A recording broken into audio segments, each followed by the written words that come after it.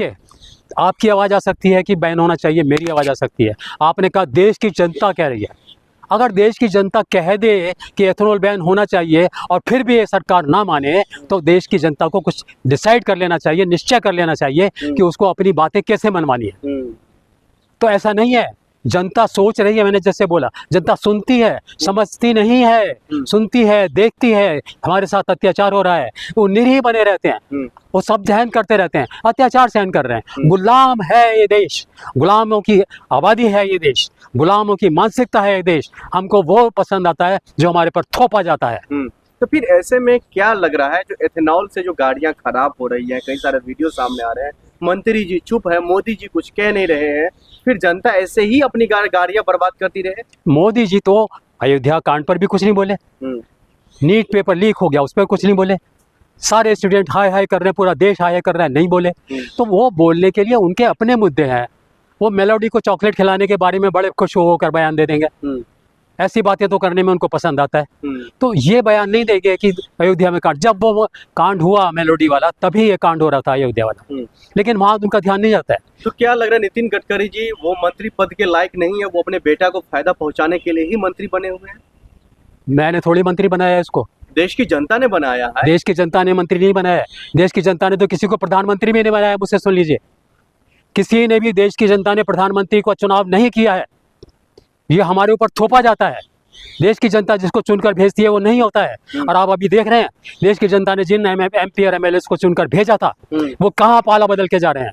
देश की जनता का चुनाव बिल्कुल निष्फल है, ये प्रयोग खराब है। देश की जनता नहीं है, लोकतंत्र नहीं हो रहा है देश में, और ये निश्चित बात है कि प्रधानमंत्री हम नहीं चुनते हैं। क्या नितिन गडकरी जी को कुर्सी छोड़ देना चाहिए?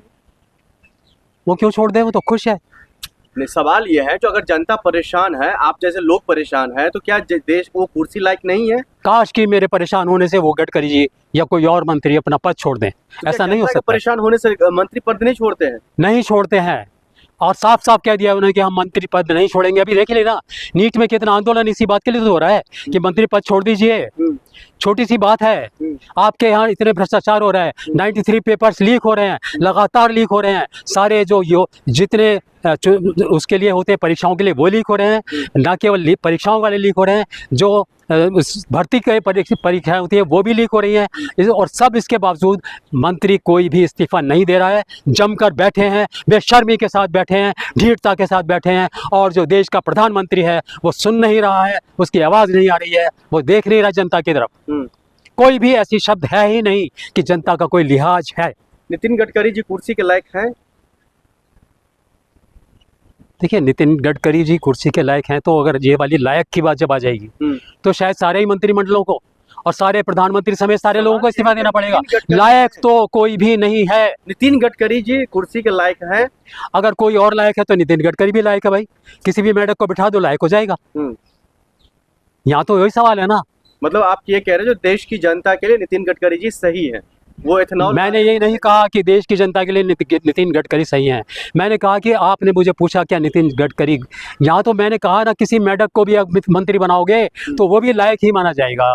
आप देख लीजिए ना, हमारे जो वित्त मंत्री हैं उनकी लायकियत देख लीजिए ना। तो किसी भी आज दूसरी बात, आज जो वित्त मंत्री है उसे कल खेल मंत्री बना दिया जाएगा, जो खेल मंत्री है उसको विदेश मंत्री बना दिया जाएगा। क्या ये सब लायकियत लेकर आते हैं? कोई एग्जाम पास करके आते हैं? कोई इनका चुनाव इस तरह से होता है, इंटरव्यू लेकर होता है कि तुम्हें कुछ पता है इस देश के बारे में, विदेश के बारे में, विदेश नीति के बारे में, वित्त मंत्रालय के बारे में, तब आपको बनाए? कोई लायकियत का सवाल यहाँ नहीं है। फिर किस चीज का सवाल है नितिन गडकरी जी को लेकर? सवाल सिर्फ ये है कि वोट मिले हैं, प्रधानमंत्री की पसंद है, वो पसंद है या नहीं है, वैसे इस बात पर भी बहुत चर्चा हो सकती है, लेकिन वो किसी ना किसी की पसंद है और वो जमकर बैठा हुआ है। और अगर उसको हटा भी दो तो देश के हालात बदल नहीं जाएंगे।